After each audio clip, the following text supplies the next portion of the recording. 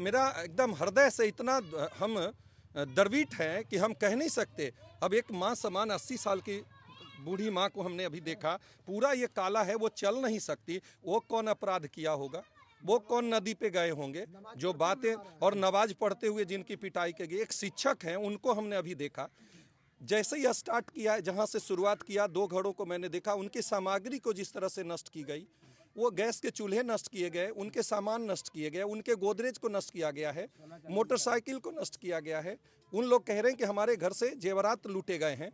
ये कौन कर सकता है? इस तरह का अधिकार किसने दिया? कौन सा आईपीसी एक्ट में ऐसा अधिकार पुलिस को है कि जब सीआरपीसी और आईपीसी एक्ट जो भी वो पढ़ाना चाहे, कौन सा ऐसा राइट उनको दे दिया कि आज अभी क्राइम से पहले एफआईआर लॉन्च होने से पहले एक्शन होता हो? यहाँ एफआईआर 6 बजे, यहाँ 5:30 में पुलिस घुस गई है गाँव में, और एफआईआर आप देखें कि कितने बजे की है। तो ये कौन सा? और अगर एफआईआर हुआ तो आप वारंट करते, उनको अवसर देते, वो सरेंडर नहीं करते, तो फिर आप कुर्की जब्ती का वो भी अधिकार कोर्ट को है, कोर्ट आपसे आप लेते, उसके बाद घर में आकर के उनके खिलाफ कार्रवाई करते। क्या लग रहा है सर, कौन करा रहा है इसके ये पीछे? सीधा बालू माफिया और स्थानीय पुलिस, जिसमें एसडीपीओ रजौली की भूमिका अहम है। साफ साफ यहाँ घूमने के बाद यहाँ ग्रामीणों के बातों से सामने बात परिलक्षित हो रहा है। और राजनेता इस बालू माफियाओं के साथ, राजनेता यहाँ के मिलकर काम कर रहे हैं, जिन्हें सत्ता का संरक्षण प्राप्त है। कौन है? नाम बताइए। नाम बताइए। कौन नहीं जानता है? मैं साफ कह रहा हूँ कि सलमान रागिब का नाम आया है ना। यहाँ पे जो स्थानीय पूर्व के एमएलए हैं, उनका भी नाम आया है। हम कहते हैं एसआईटी की जांच की जाए, डीएसपी की भूमिका, स्थानीय यहाँ पे जो पदस्थापित दरोगा है उसकी भूमिका, बालू ठेकेदार की भूमिका की जांच की जाए, और दोषी व्यक्ति के विरुद्ध सख्त से सख्त कार्रवाई की जाए। कौशल यादव, सलमान रागिब, मुन्ना की बात बिल्कुल नाम आ रहा है, सार्वजनिक सर्वविदित है, कौन नहीं जानता। यहाँ का घाट चल रहा है, धनवारा के पास भी घाट चल रहा है, वहाँ भी यही बातें हुई है। एक कौशल सिन्हा जी का जमीन है, उस जमीन से गाड़ियां निकाली जा रही है। वो व्यक्ति सभी जगह पिटीशन दिया, माइनिंग अफसर के यहाँ दिया है, सीओ के यहाँ दिया है, डीएम के यहाँ दिया है, एसपी के यहाँ दिया है, वहां भी कार्रवाई नहीं हुई है। डर से बेचारा वो दुबका हुआ है। और सेम घटना यहाँ भी हुई है। अगर वह भी रोकने का दुस्साहस करता तो उसके साथ भी यही प्रक्रिया अपनाई जाती। हिम्मत नहीं कर रहा। आप खुद विपक्ष में हैं, आप लोग क्या कीजिएगा, क्या स्टैंड लीजिएगा? मैं तो आज आ करके मैं वही देख रहा हूं। मैं आपके सामने तो कह रहा हूं कि मैं वरीय पदाधिकारी से बात करूंगा कि इसकी जांच आप आकर के स्थलीय जांच करिए, और अगर आपके पास समय नहीं है तो हम सब अपनी गाड़ी से ले जाकर इन लोगों को उनके समक्ष खड़ा कर देंगे कि ये कौन अपराधी है। ये 80 साल 85 साल की बूढ़ी माँ हमारी, जो महिलाएं, वो कौन सा अपराध की होंगी? आप जरा इस पर असेसमेंट करिए, आकलन करिए, और इसकी गहराई से जांच करिए, और दोषी व्यक्ति के विरुद्ध कार्रवाई करिए। क्या लगता है कि बिहार में फिर से जंगल राज स्थापित हो गया है सर? बिल्कुल, ये जंगल राज, इतना तो जंगल राज में भी आप नहीं देखा होगा जिस तरह की घटनाएं यहाँ घटित हुई है। हमने अभी तक राजनीतिक जीवन में इतने दिनों में बहुत जगह घूमने का और देखने का मौका मिला, इतना विभत्स तरीके से किसी गांव में घुसकर पुलिसिया तांडव हमने नहीं देखा। सर, डीएसपी से सवाल पूछते हैं पत्रकार, तो पत्रकार पर भी एफआईआर हो जाता है। यही तो दुखद और दुर्भाग्यपूर्ण बात है कि वह लोकतंत्र की आवाज को दबाना चाहते हैं, जो कतई संबंध है। डीएसपी साहब की भूल है।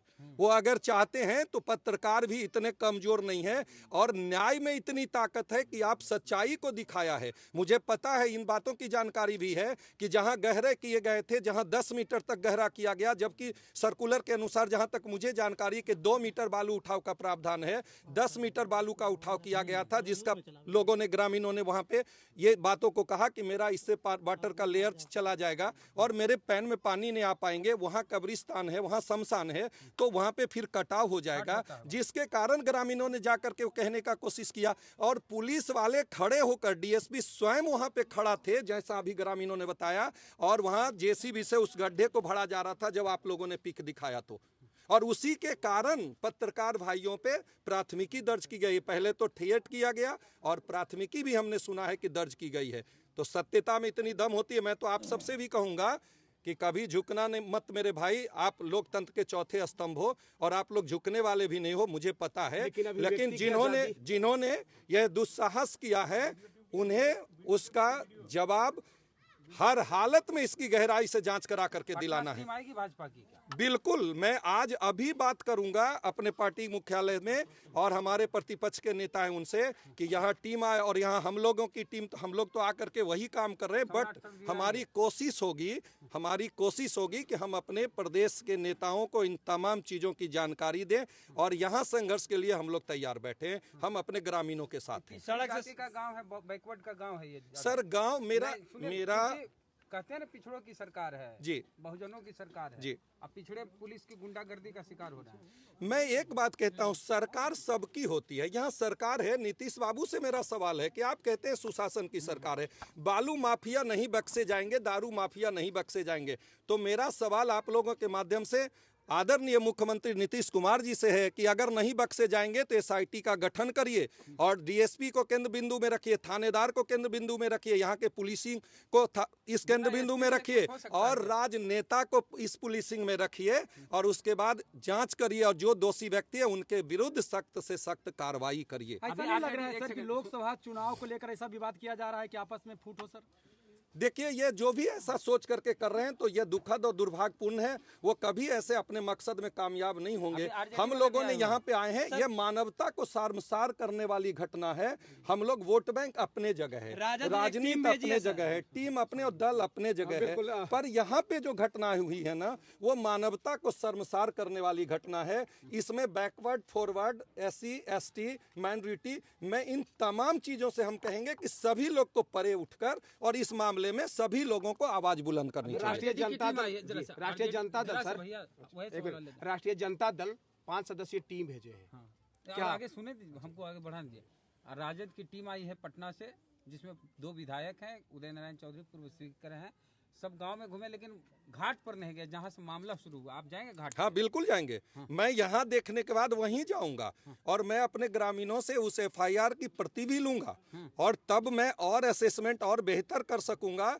और ऐसे हम यहाँ देखने के बाद मुझे पता चल चुका है ग्रामीणों का और जो निरीह जनता है, जो आज भी जिनके पास जुबान नहीं है कि वो सामने आप कैमरे के सामने आके कह सके, चूंकि अज्ञात इतना डाला हुआ है कि उन्हें डर है कि हम अगर कुछ बोलेंगे तो मेरे खिलाफ कार्रवाई होगी, मुझे भी FIR में नामजद कर दिया जाएगा। मैं आपके माध्यम से, चैनल के माध्यम से भी कह रहा हूं, मैं स्पेशली SP साहब से बात करूंगा कि आप जब तक स्वयं आप आए भी हैं स्थल पे और आप थे वेद जी, मैंने देखा है, विजुअल आपने लिया है, मैं कहूंगा कि आप जब तक जांच नहीं करते हैं, जो अज्ञात या ज्ञात है, आपके पास तो विजुअल होगा, आपके पास CD होगा, आपके पास कैमरे में लिया गया पिक्चर होगा, प्रूव्ड होगा। जब प्रूव्ड व्यक्ति को ही नामजद करिए। अभी घर में लोग चैन से सो नहीं रहे हैं, हमारे भाई लोग रात में घर में नहीं सो रहे हैं, इसलिए हमारा यह मांग होगा आपके माध्यम से बड़ी अधिकारी से भी, और मैं मांग करूंगा DG साहब से भी कि आप डायरेक्शन और आप डिक्टेट करिए कि जब तक इसकी जांच न हो जाए, नामजद अभियुक्त जो बनाए गए हैं उनके विरुद्ध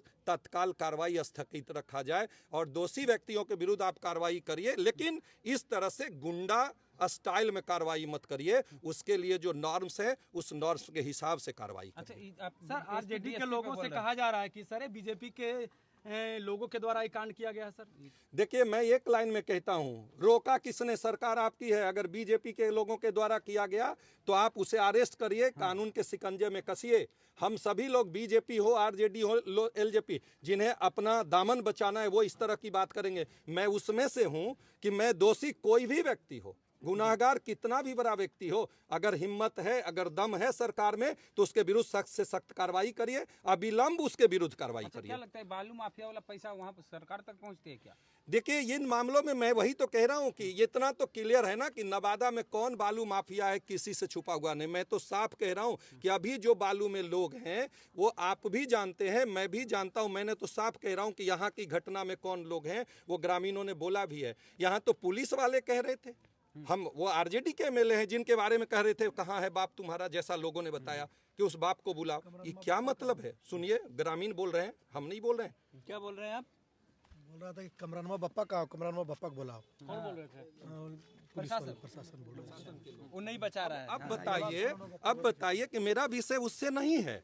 RJD हो, BJP हो, LJP हो, कांग्रेस हो, मेरा विषय उससे नहीं, मानवता से है। और दोषी और जो पुलिस के साथ जो व्यक्ति उसके विरुद्ध एक्शन करिए, निर्दोष पे आप डंडा मत बरसाइए। इस घटना को लेकर सर नीतीश कुमार को क्या कहना चाहेंगे सर? मैं साफ तो बार बार कह रहा हूं कि नीतीश जी, अगर आप कहते हैं और कथनी और करनी में अगर एक रूपता है तो आप एसआईटी का गठन करिए। राजनेता और पदाधिकारी जो लोग हैं, गठजोड़ है, उसकी परिणति ये है, आप इसकी जांच करिए और चाहे कोई व्यक्ति दोषी हो उसके विरुद्ध सख्त से सख्त कार्रवाई करिए।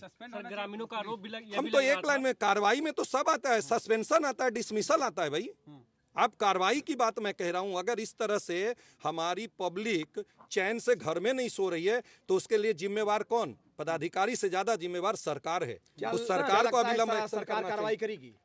ये सरकार से मेरी मांग है। सरकार कार्रवाई करी होती और सरकार का डर होता तो कोई भी अपराधी या गठजोड़ गुंडा इस तरह का कार्रवाई नहीं किया होता, ये मुझे पता। और जो आपने कहा ना, जंगल राज पाटगिरी का प्रारंभ हो चुका है और उसी की परिणति ये दिखाई